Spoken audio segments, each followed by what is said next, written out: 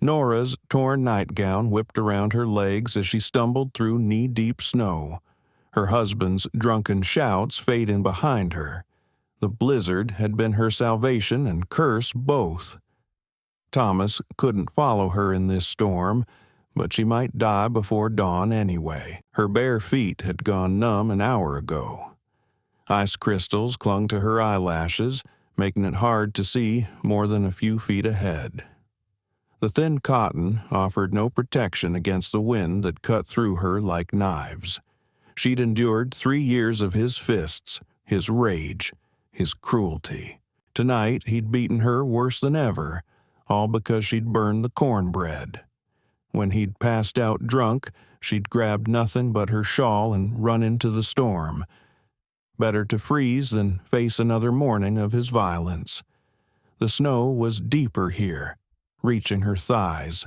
Each step forward took enormous effort. Her legs shook with exhaustion and cold. Behind her, the lights of their isolated cabin had long since vanished into the white void. She had no destination, no plan beyond putting distance between herself and Thomas. The nearest neighbor lived 20 miles away, and she'd never make it that far in this weather wearing only a nightgown. A fallen log appeared through the swirling snow. Nora collapsed against it, gasping. Her lungs burned from the frigid air. She couldn't feel her hands or feet anymore. The shivering had stopped, which she knew meant something terrible. Wind howled through the bare trees above her head. She closed her eyes and tried to remember what warmth felt like. Her mother's kitchen on baking day. Summer sunshine on her face before she'd married Thomas and moved to this God-forsaken territory. Sleep tugged at her consciousness. She knew she shouldn't give in to it, but fighting seemed pointless now. At least this way, Thomas couldn't hurt her anymore.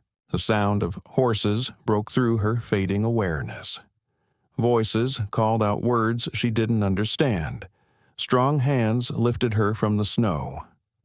"No," she whispered, trying to struggle. "Please don't take me back to him." Someone spoke in a deep, calm voice. Foreign words, but the tone was gentle. Not Thomas's voice, not his men. Warmth enveloped her as she was wrapped in thick fur. The scent of leather and wood smoke surrounded her. She felt herself being lifted onto a horse, held securely against a broad chest. Through half-closed eyes, she glimpsed the man holding her. Dark skin, long black hair, strong features. A Lakota warrior. She should be terrified, but exhaustion and cold had stolen her ability to feel anything beyond relief that it wasn't Thomas who'd found her. The horse moved at a steady pace through the storm. The man's body shielded her from the worst of the wind. His arms held her firmly but carefully, as if she were made of glass that might shatter. She drifted in and out of consciousness during the ride. Sometimes she heard other voices, other horses, a whole group of them. When she tried to speak, the man holding her murmured something reassuring in his own language. Warm light appeared ahead. The scent of smoke grew stronger. She felt herself being carried inside somewhere, heard women's voices now. Gentle hands touched her face, checking her condition. The man who'd rescued her spoke quietly to the others. She caught glimpses of concerned faces in the firelight. Native faces, but kind ones. No anger or cruelty in their expressions. They laid her on soft furs near a fire. Someone began removing her wet, frozen clothing, while others heated blankets and prepared what smelled like warm broth. As feeling returned to her body, pain flooded through her. Her feet were badly frostbitten. The cuts and bruises from Thomas's latest beating throbbed, but she was alive, and she was warm. The man who'd found her knelt nearby, watching her with dark, intelligent eyes. He was older than she'd first thought, maybe 40, with silver threading through his black hair. Clearly, someone important among his people. He said something to her, probably asking how she felt. When she didn't respond, he simply nodded and moved back to give her space. For the first time in 3 years, Nora felt safe. Warmth surrounded Nora before her eyes opened, and panic seized her chest when she realized strong hands had undressed her.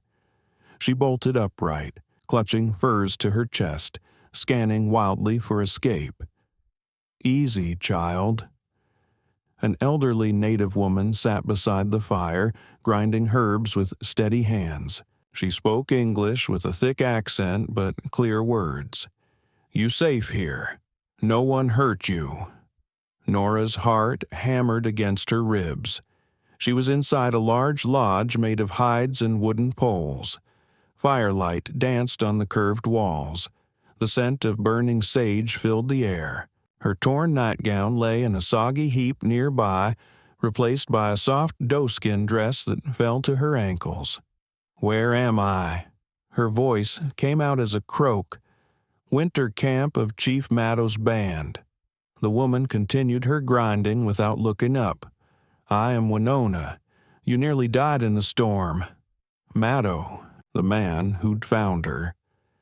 Nora remembered being carried, the steady rhythm of his horse, arms that held her securely but never groped or hurt. Still, years of Thomas's brutality made trust impossible. "He touched me," she whispered, pulling the furs tighter. "Only to save your life.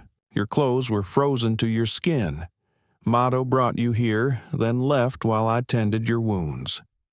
Winona finally looked at her with sharp, knowing eyes. "A man beat you, recently and often."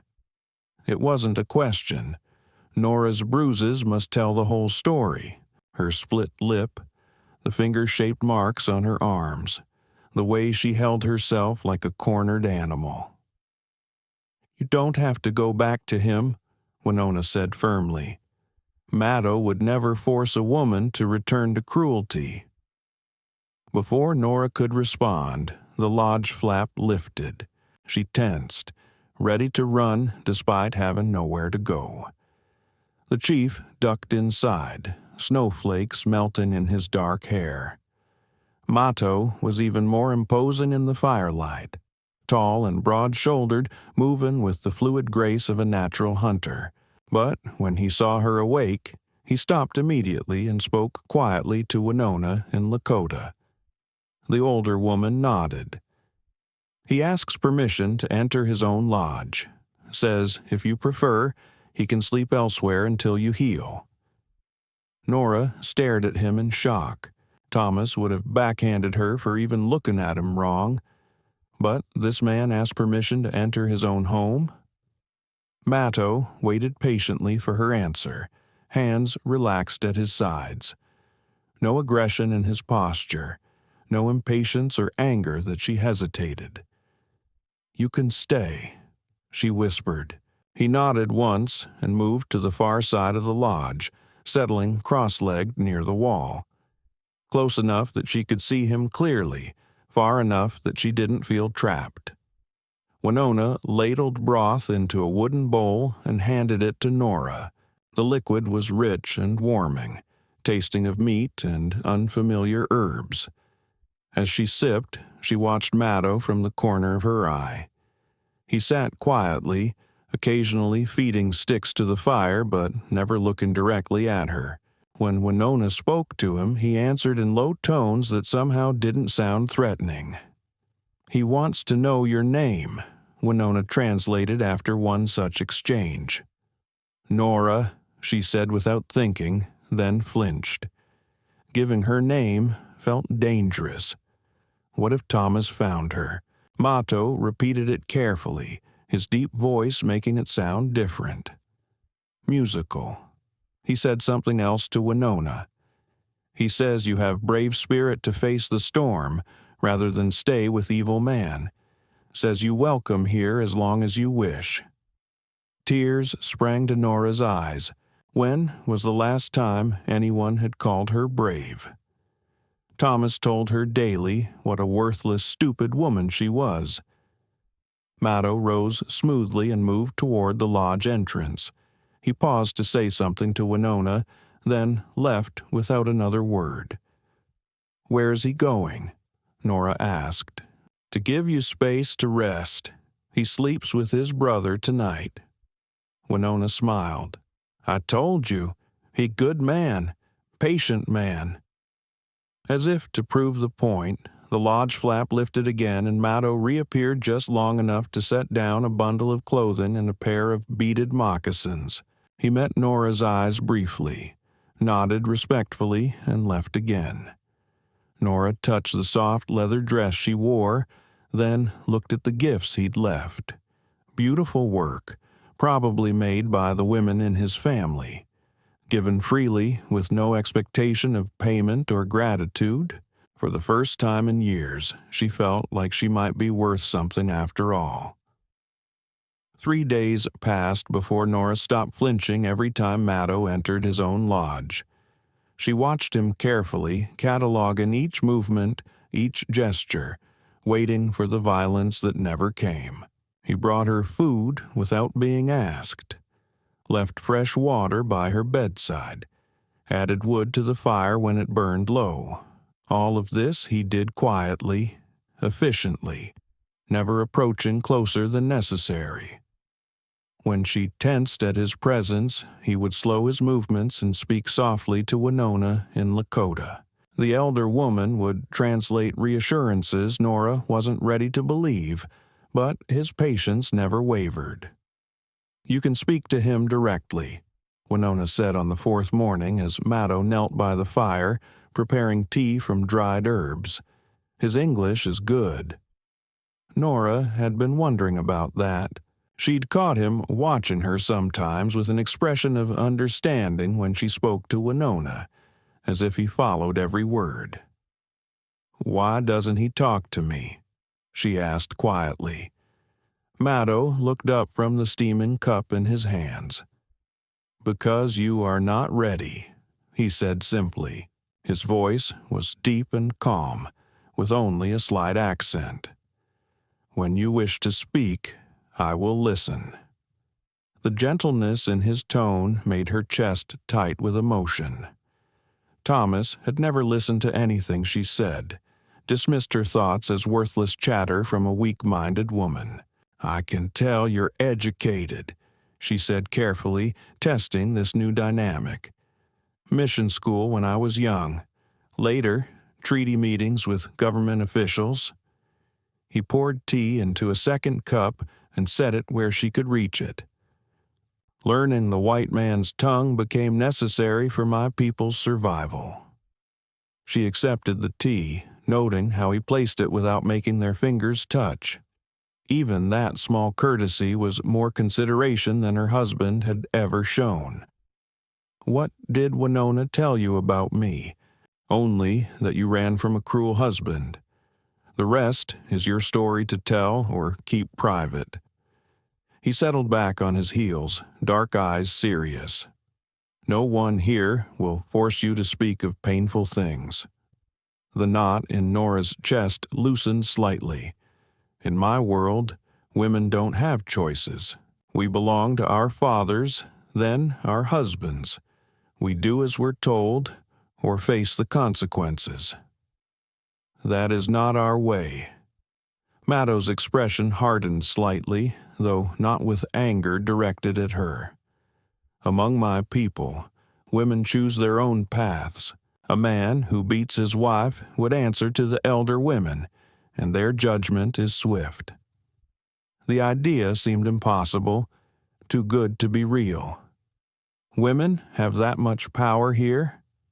Women are sacred.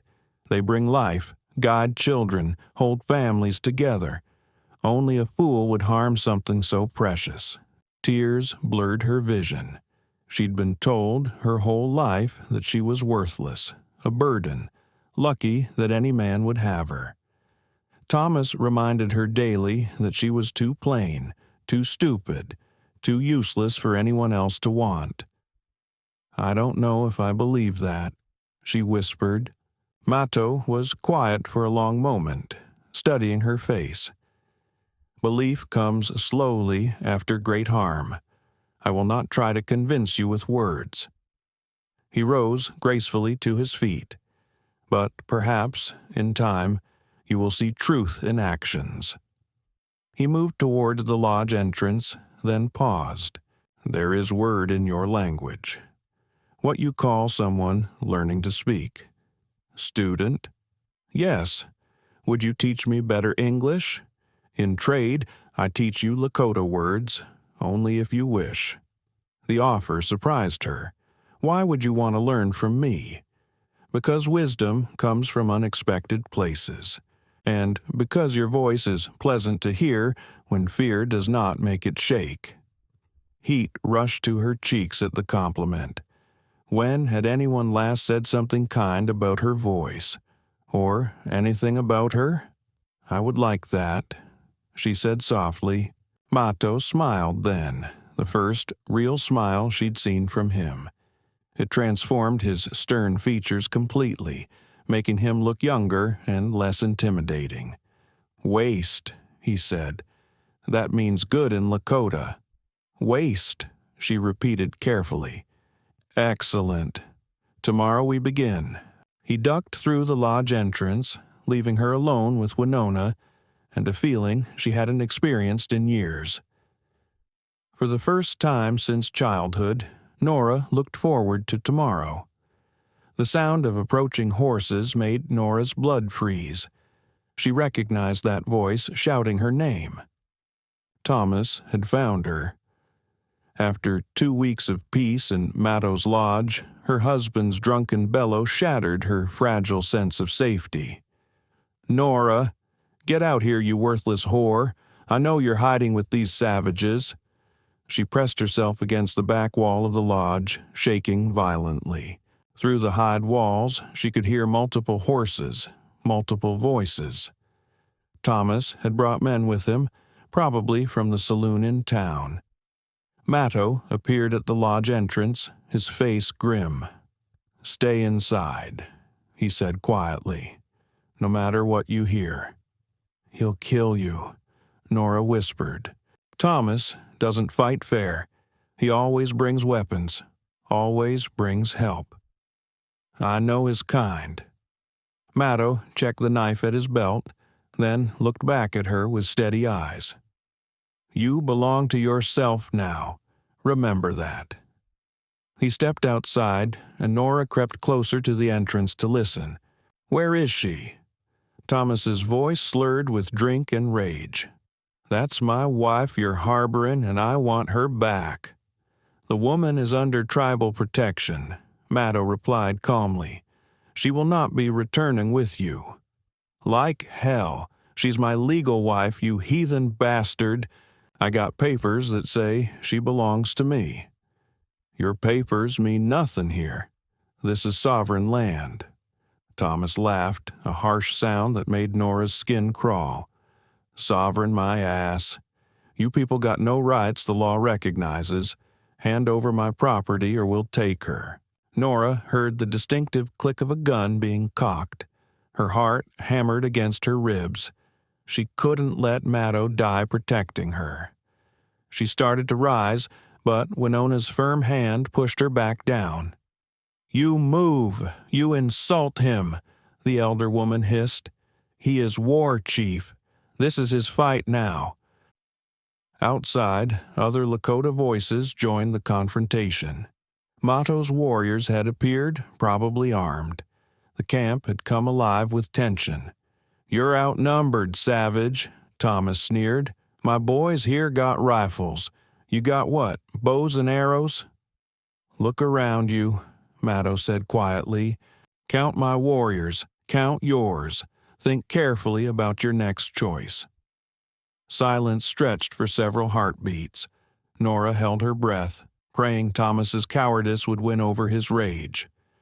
This ain't over, Thomas finally spat. She's still my wife. Law says so. Then change the law. A gunshot cracked through the air. Nora screamed and lunged for the entrance, but Winona caught her arm. They heard scuffling, shouts, then running horses. Maddo ducked back inside the lodge, blood seeping through his shirt sleeve where a bullet had grazed his shoulder. Nora flew to him without thinking, her hands reaching for the wound.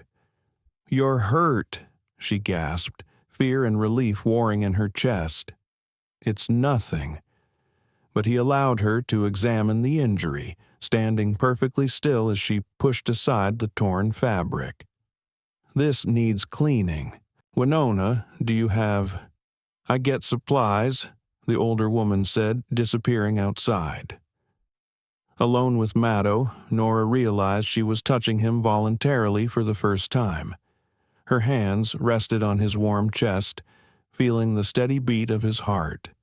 He'd risked his life for her, faced down armed men to protect a woman who wasn't even his wife. "Why?" she whispered. "Why would you do this for me?" His good hand came up to cover hers where it lay against his chest. "Because you're worth protecting. Because no one should live in fear." The simple certainty in his voice broke something loose inside her. All the walls she'd built to survive Thomas's cruelty cracked and fell. This man had shown her more kindness in 2 weeks than her husband had in 3 years. "I was so afraid they'd kill you," she admitted. "Were you afraid for my sake, or because you would be alone again?"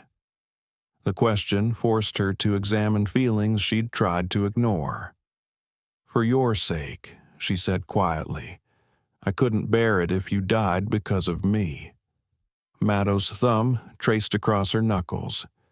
"That sounds like caring." "It is caring." The admission felt both terrifying and liberating. "I care about you, more than I should, more than I thought I could.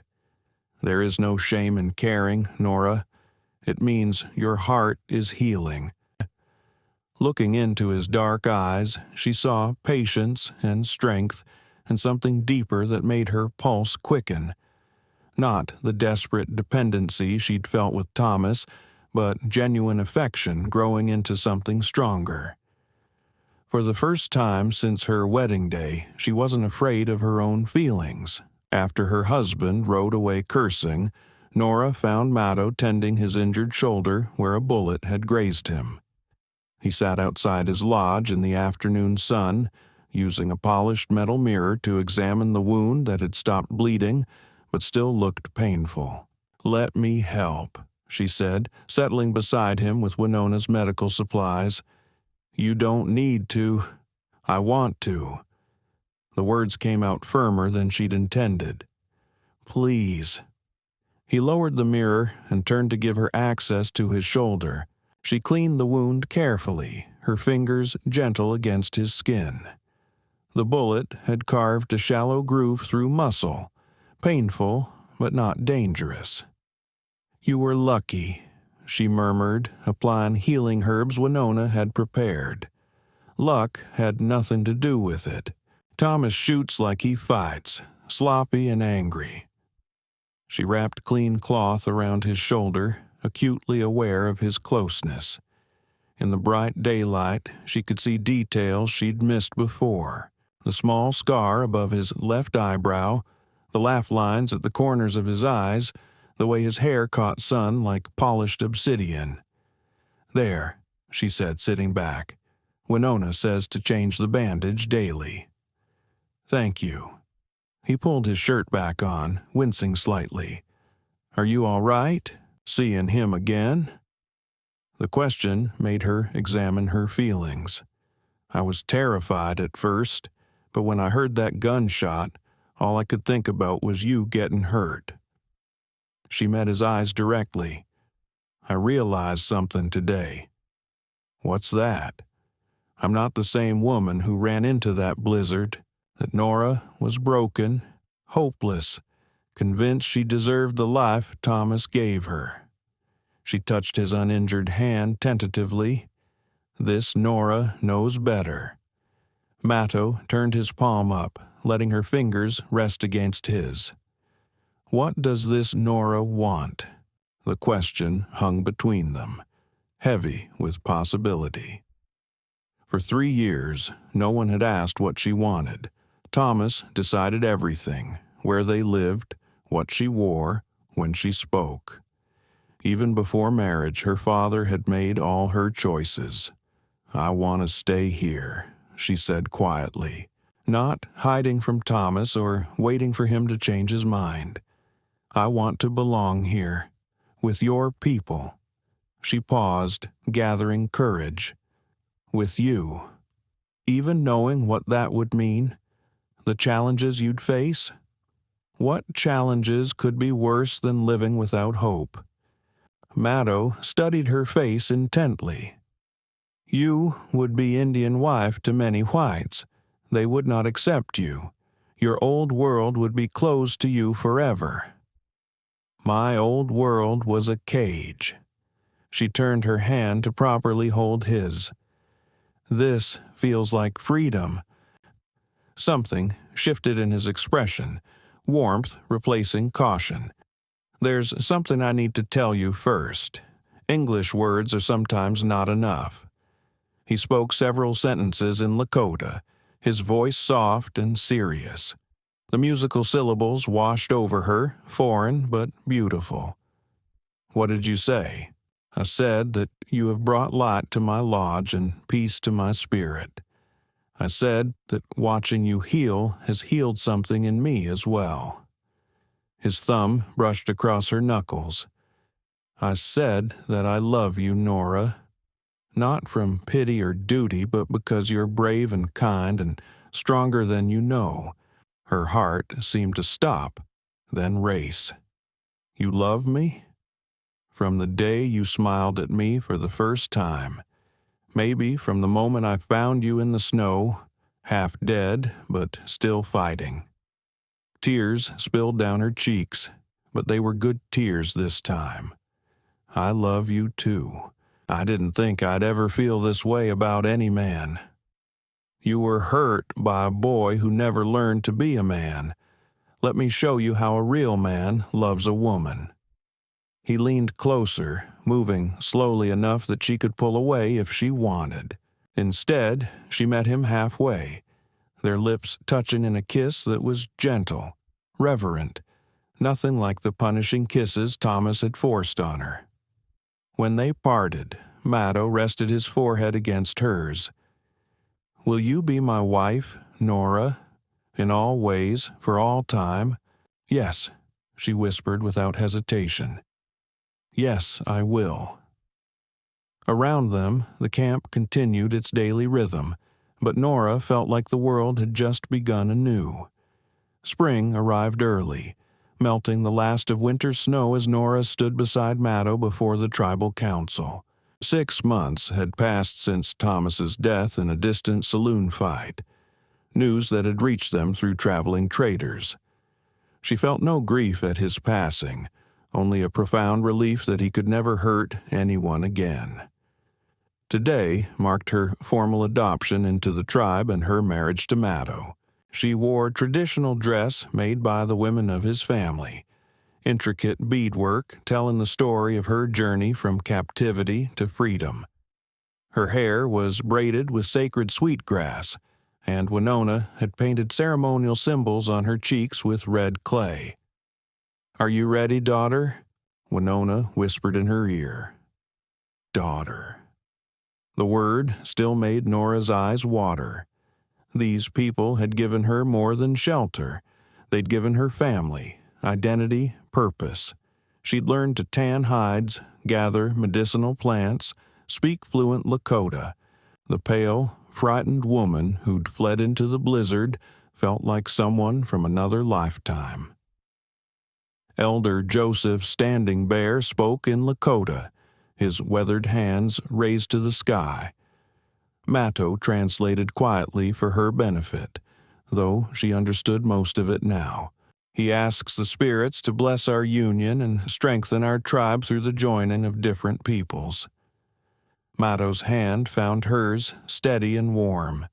He says, "Love that survives great hardship is sacred." The ceremony was nothing like her first wedding. No uncomfortable dress that belonged to someone else. No father forcing her into a union she didn't want. No groom who looked at her like property he'd acquired. Instead, she stood freely beside a man who cherished her, surrounded by people who'd chosen her as family. When it came time for vows, Maddo spoke first in Lakota, then English so she could understand every word.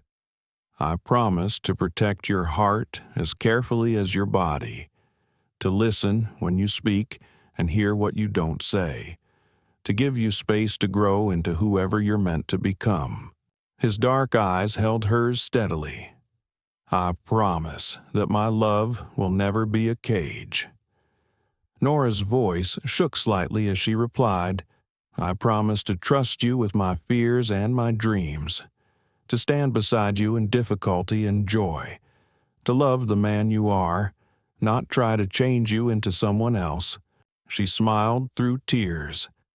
"I promise that my love will make you stronger, not smaller." Standing, Bear placed a beaded rope around their joined hands, speaking the final blessing. The tribe erupted in joyful shouts and singing. Children scattered flower petals while drums began to beat. As celebration swirled around them, Maddo pulled Nora close. "How does it feel to be Mrs. Maddo Ironcloud?"